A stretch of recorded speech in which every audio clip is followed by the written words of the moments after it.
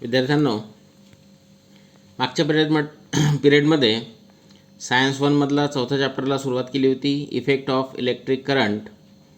Last पिरियडमध्ये good conducting of material means good conductor of electricity, bad conductor of electricity और insulator याबद्दलची information last पिरियडला आपण पाहिली होती. त्यानंतर या चॅप्टरमध्ये जे टॉपिक्स दिलेले आहे त्या टॉपिक्समध्ये energy transfer in electric circuit याबद्दलची इन्फॉर्मेशन पाहत होतो. फिगर वगैरे आपण तशी पाहिली होती. त्याची पुन्हा एकदा यावर दिलेली ॲक्टिव्हिटी आपण पाहणार आहे. Energy transfer in electric circuit. Electric सर्किटमध्ये एनर्जी कशा पद्धतीने ट्रान्सफर होते. आता ट्रान्सफर होते म्हणजे one form to another form, एका फॉर्ममधून दुसऱ्या फॉर्ममध्ये कशा पद्धतीने ट्रान्सफर होते इलेक्ट्रिक सर्किटमध्ये एनर्जी, त्याबद्दलची इन्फॉर्मेशन इथे दिलेली आहे.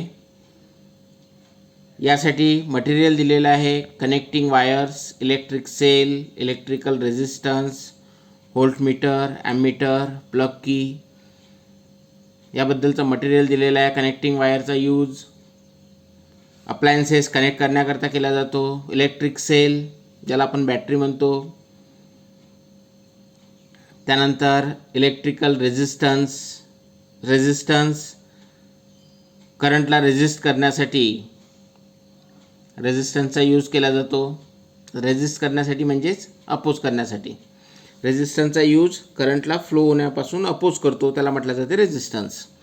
त्यानंतर व्होल्टमीटर आहे दिलेलं, ज्याचा यूज आपण व्होल्टेज मेजर करण्याकरता करतो. त्यानंतर ॲमीटर, करंट मेजर करण्याकरता ॲमीटरचा यूज होतो. आणि प्लग की, तर प्लग कीचा यूज सर्किट क्लोज करण्याकरता किंवा ओपन करण्याकरता प्लग कीचा यूज केला जातो. या पद्धतीचं मटेरियल दिलं होतं ॲक्टिव्हिटीमध्ये.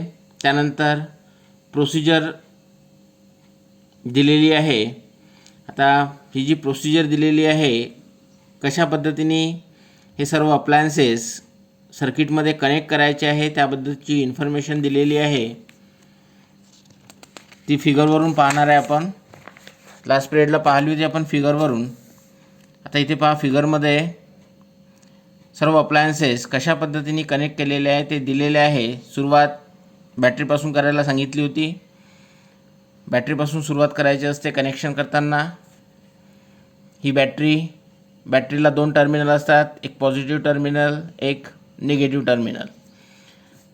ॲक्च्युली बॅटरीचा यूज जो असतो तो पोटेन्शियल डिफरन्स क्रिएट करण्याकरता यूज असतो. पॉझिटिव्ह टर्मिनल आणि निगेटिव्ह टर्मिनल. पॉझिटिव्ह टर्मिनल म्हणजे मीन्स हाय पोटेन्शियल असणारा टर्मिनल म्हणजे पॉझिटिव्ह टर्मिनल, आणि negative terminal means low potential असणारा टर्मिनल मीन्स निगेटिव्ह टर्मिनल. तर इथे कनेक्शन करत असताना पॉझिटिव्ह टर्मिनलपासून कनेक्शन करायला सुरुवात करायची आहे. पॉझिटिव्ह टर्मिनलपासून कनेक्शन करताना पॉझिटिव्ह टर्मिनलपासून सुरुवात करू आपण कनेक्शनसाठी. त्यानंतर पॉझिटिव्ह टर्मिनलला कनेक्ट केलेलं आहे.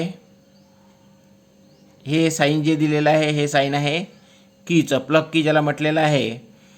प्लग की कनेक्ट केलेलं आहे म्हणजे पॉझिटिव्ह टर्मिनल बॅटरीचा एक गेलेला आहे प्लग कीच्या टर्मिनलला. त्यानंतर प्लग कीचा दुसरा टर्मिनल गेलेला आहे ए, मीन्स हा जो आहे हा एक टर्मिनल आहे रेजिस्टन्सचा. ए आणि बी असे 2 टर्मिनल घेतलेले आहे रेजिस्टन्सचे. तर कीचा दुसरा टर्मिनल जो गेलेला आहे तो रेजिस्टन्सच्या ए टर्मिनलला गेलेला आहे. आणि त्यानंतर रेजिस्टन्सचा जो बी टर्मिनल आहे हा बी टर्मिनलला कनेक्ट केलेला आहे ॲमीटर. ॲमीटरचा पॉझिटिव्ह टर्मिनल, त्यानंतर ॲमीटरचा positive terminal, negative terminal connect केलेला आहे बॅटरीच्या निगेटिव्ह टर्मिनलला. तर लास्ट इयरला आपण तसं शिकलेलं आहे की current always flow from positive to negative. Current flow होताना पॉझिटिव्ह टर्मिनलकडून निगेटिव्ह टर्मिनलकडे फ्लो होत असतो, कारण पॉझिटिव्ह टर्मिनलवरचं पोटेन्शियल हाय असते आणि निगेटिव्ह टर्मिनलचं पोटेन्शियल लो असते. त्यामुळे करंट जो फ्लो होतो हाय पोटेन्शियलकडून लो पोटेन्शियलकडे फ्लो होत असतो, त्यामुळे पॉझिटिव्ह टर्मिनलकडून निगेटिव्ह टर्मिनलकडे करंट फ्लो होतो. इथे बा डायरेक्शन इंडिकेट केलेली आहे करंट फ्लो होण्याची. आय करंट इंडिकेट करतो आहे आणि हा करंट कोणत्या डायरेक्शनने फ्लो होत आहे त्याची डायरेक्शन इथे दिलेली आहे ॲरोनी. इथे दिलेली आहे, इथे दिलेली आहे. या पद्धतीने करंट फ्लो होण्याची डायरेक्शन दिलेली आहे. त्यानंतर इथे जो कनेक्ट केलेला आहे ॲमीटरचा यूज करंट मेजर करण्याकरता होतो. त्यानंतर ए आणि बी टर्मिनलच्या अक्रॉसमध्ये म्हणजेच रेझिस्टन्सच्या पॅरललमध्ये व्होल्टमीटर कनेक्ट केलेला आहे. व्होल्टेज मेजर करण्याकरता या व्होल्टमीटरचा यूज होत असतो. त्यानंतर बॅटरीचा पॉझिटिव्ह टर्मिनल व्होल्टमीटरच्या पॉझिटिव्ह टर्मिनलला कनेक्ट करायचा असतो. तसंच निगेटिव्ह टर्मिनल इकडे रेझिस्टन्सच्या दुसऱ्या टर्मिनलला कनेक्ट केला जातो. तर ए आणि बी टर्मिनलच्या क्रॉसमध्ये व्होल्टेज मेजर केला जाते इथे व्होल्टमीटरने. आता करंट जेव्हा फ्लो होईल इथे, if a charge Q flows from A to B, current जो फ्लो होणार आहे किंवा चार्ज जो फ्लो होणार आहे त्याची डायरेक्शन जी असणार आहे ती ए टू बी, एकडून बीकडे असणार आहे. कारण ए हा टर्मिनल पॉझिटिव्ह टर्मिनलला कनेक्ट आहे, त्या म्हणजे ए वर असणारा पोटेन्शियल हाय असणार आहे. त्यामुळे ए टर्मिनलकडून बी टर्मिनलकडे पोटेन्शियल फ्लो होणार आहे. तर इथे जे वर्क डन होईल that is work is equal to potential difference multiplied by charge V A B. आता इथे व्ही मीन्स पोटेन्शियल डिफरन्स आहे, व्होल्टेज आहे याचं ए आणि बीच्या अक्रॉसमधलं. ए बी ही इंडिकेट करत आहे direction A to B. A बीचं व्होल्टेज आहे आणि क्यू इंडिकेट करत आहे चार्ज. त्यामुळे इथे वर्क जे मिळेल आपल्याला V A B into Q हे वर्क मिळेल. Has been done on Q while going from A to बी.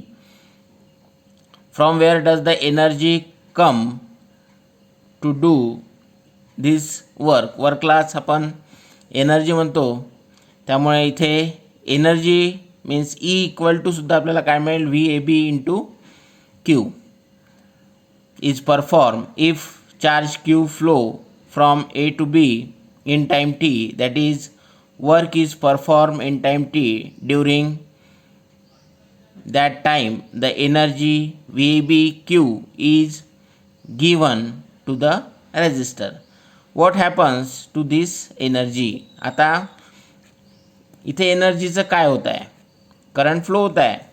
मग करंट फ्लो होत आहे तर एनर्जीचं काय होत आहे, what happens to this energy. This energy is receive by the resistor and is converted into heat. Current flow झाल्यानंतर इथपर्यंत current येत आहे, ए टर्मिनलला आल्यानंतर तो करंट कुठे येईल, या रेजिस्टरमध्ये येईल. रेजिस्टन्स काय करते, करंट फ्लो होण्याकरता अपोज करतो. मग करंट फ्लो होण्याकरता अपोज करतो, मग काय होते तिथे, म्हणजे इथून इथे स्पीड जी आहे करंटची काय होईल, कमी होईल. आणि त्या इलेक्ट्रिकल एनर्जीचं कन्वर्शन हीट एनर्जीमध्ये होईल. Receive by resistor and is converted into heat energy. Heat एनर्जीमध्ये कन्वर्शन झाल्यामुळे या रेजिस्टन्सचं जे टेम्परेचर आहे ते टेम्परेचर इन्क्रीज होईल. The temperature of the resistor is increase. आता इथे जे दिलेलं आहे आपण एनर्जी इक्वल टू काय म्हटलं होतं आपण, V A B into Q. फॉर्म्युलामध्ये दिलेलं आहे पहा, electric power P equal to energy upon time period. Power P equal to E upon T. P means electrical power, E is the energy and T is the time period. Now P equal to energy, that is mean by work, is equal to VAB into Q. Here E is equal to VAB into Q, that is work. Therefore P equal to V A B into Q upon T हा formula मिळेल आपल्याला. त्यानंतर P equal to V A B into I Q upon T charge upon time, charge per unit time is the current. Q upon T equal to I, त्यामुळे Q upon T बद्दल I येईल, त्यामुळे formula मिळेल P equal to V A B into I voltage multiplied by current. आता पहा P equal to E upon T हा formula होता आपला सुरुवातीला. तर इथे ई इक्वल टू आपण घेतला आहे P into T. P equal to E upon T जर आहे तर ई इक्वल टू काय मिळेल, हा टी जर इथे डिनॉमिनेटरमध्ये हा मल्टिप्लायला जाईल, त्यामुळे ई इक्वल टू काय मिळेल आपल्याला P into T. Energy means heat create होत आहे इथे, त्यामुळे इथे आपण आता इथे इंडिकेट करू त्याला एचनी, H indicated heat equal to P into T. P potential difference, sorry P is the power. Power काय मिळवलं आपण P equal to V A B into I ही व्हॅल्यू पुटअप करू आपण इथे पीची. इथे जी मिळवली आपण P equal to V A B into I ही व्हॅल्यू आपण इथे फॉर्म्युलामध्ये पुटअप केली. V A B into I into T. Now according to Ohm's law, Ohm's law काय म्हणतो आहे V is directly proportional to I. Therefore, V equal to IR. R is the proportionality constant. Therefore, V equal to I into R. हा formula मिळतो आपल्याला according to Ohm's law. V A बीची ही value या फॉर्म्युलामध्ये सेकंडमध्ये आपल्याला put up करायची आहे, त्यामुळे सेकंड फॉर्म्युला मिळेल, सेकंड इक्वेशन मिळेल आपल्याला H equal to V A बीची व्हॅल्यू पुटअप केली आय इंटू आर इंटू, इथे व्ही ए बीची व्हॅल्यू पुटअप केली आहे I into R into I into T. नाव H equal to I into I square R T. Formula मिळाला आपल्याला H equal to I square R T. This formula is called Joule's law of heating. याला म्हटलं जाते joules law of heating. या पद्धतीने हा formula create झालेला आहे. H equal to I square R T. आता याच्यानंतर unit of electrical power. Electrical पॉवरचं युनिट कशा पद्धतीने कॅल्क्युलेट केलेला आहे पहा. Unit of electrical power, electrical पॉवरचा formula V A B into I voltage multiplied by current. Means volt multiplied by voltage measure केला जाते. व्होल्टेजसाठी व्होल्ट आणि करंटसाठी ॲम्पियर. त्यानंतर volt means 1 joule per 1 coulomb.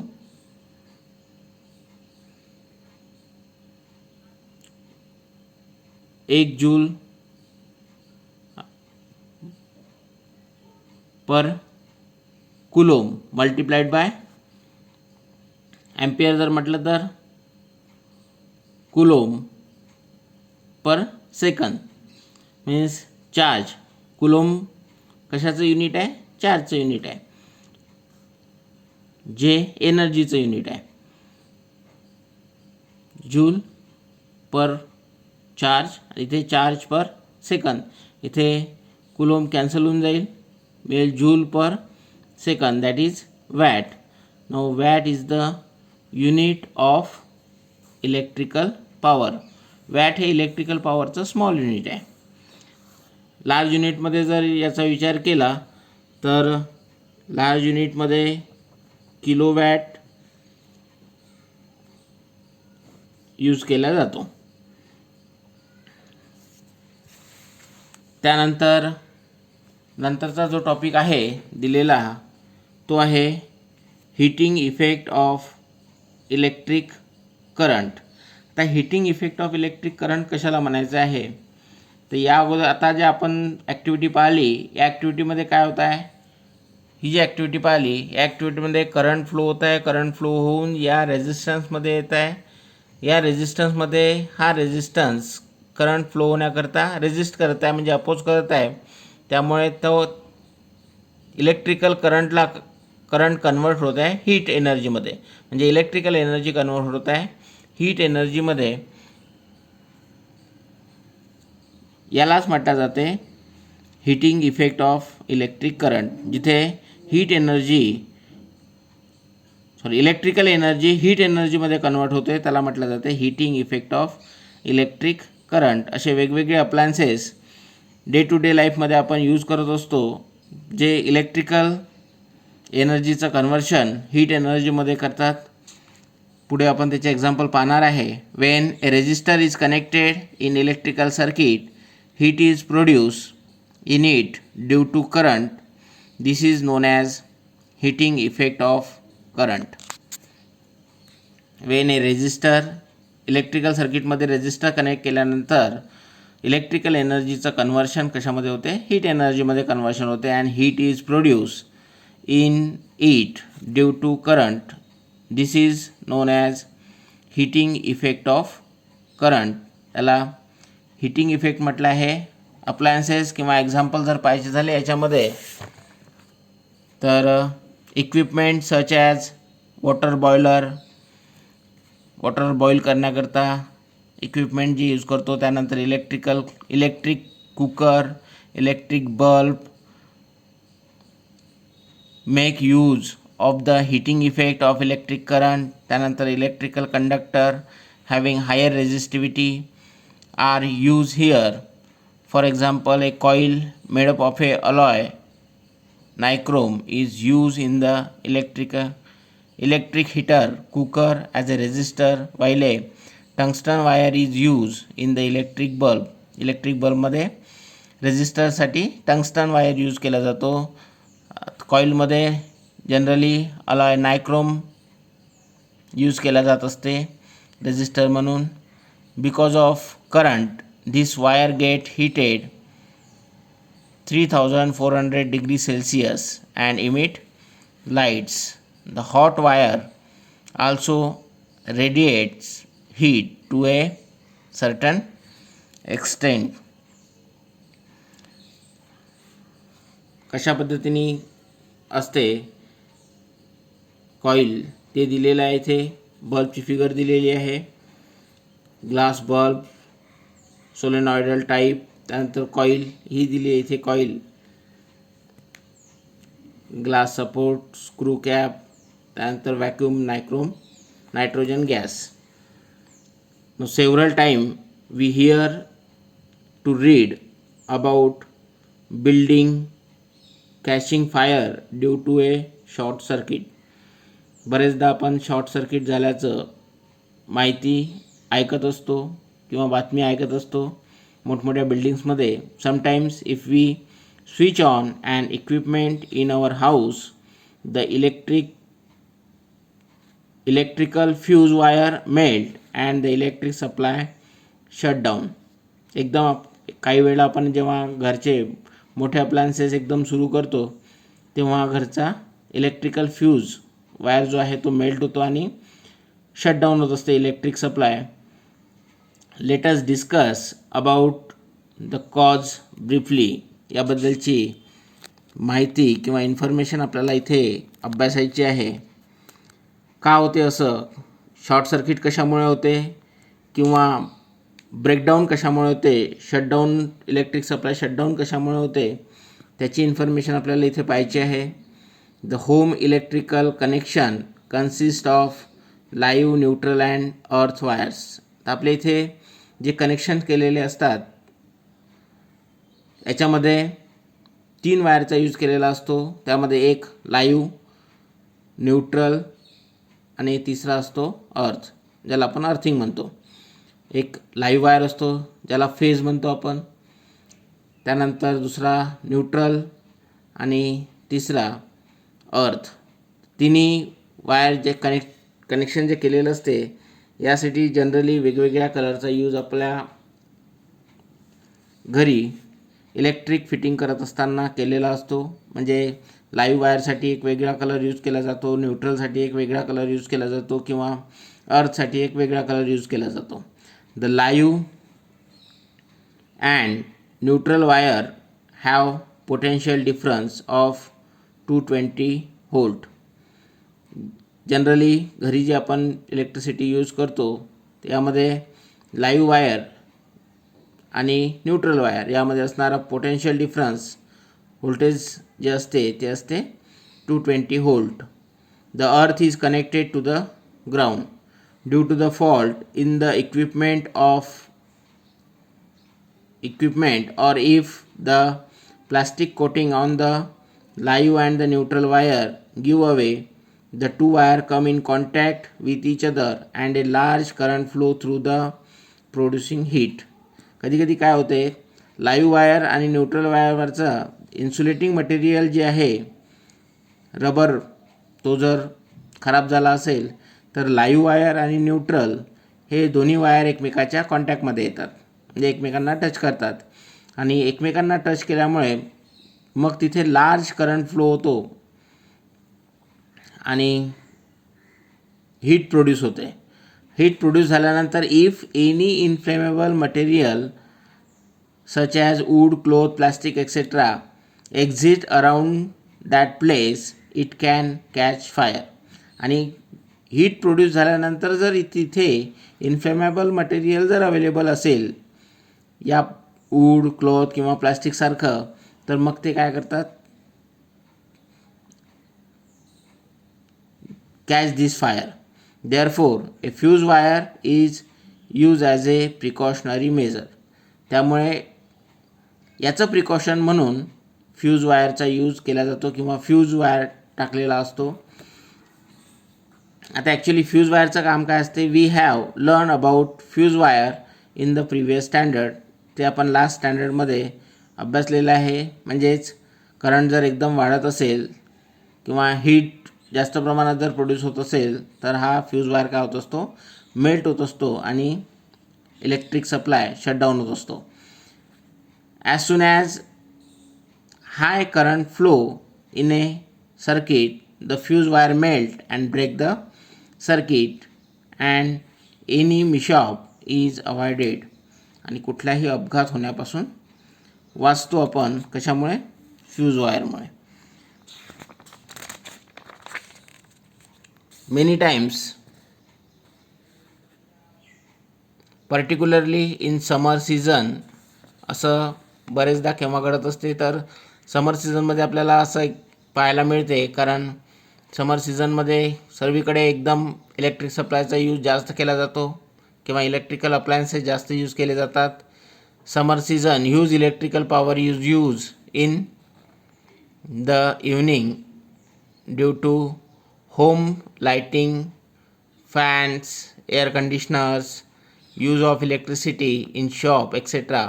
As a result excessive current is drawn from the transformer supplying the electricity, and if the capacity of transformer is insufficient, its fuse wire melt and supply get shut down. Such event occur due to overloading. एकदम जर हे सर्व appliances सुरू केल्या गेले तर ट्रान्सफॉर्मरवर load येते, त्याला आपण ओव्हरलोडिंग म्हटलं जाते आणि इलेक्ट्रिक सप्लाय शटडाऊन होतो. ट्रान्सफॉर्मर इज इनसफिशियंट, कॅपॅसिटी जर त्याची असेल तर तिथे फ्यूज वायर मेल्ट होतो. Such event occur due to overloading. या पद्धतीने ओव्हरलोडिंग होत असते. त्यामुळे वेगवेगळे अप्लायन्सेस, इलेक्ट्रिकल अप्लायन्सेस दिलेले आहे. MCBची इन्फॉर्मेशन इथे दिलेली आहे. MCB आपल्या घरामध्ये प्रत्येक ठिकाणी बसवलेली असते. त्याचा यूज काय आहे, फ्यूज तारच्याऐवजी आता MCBचा यूज केला जातो.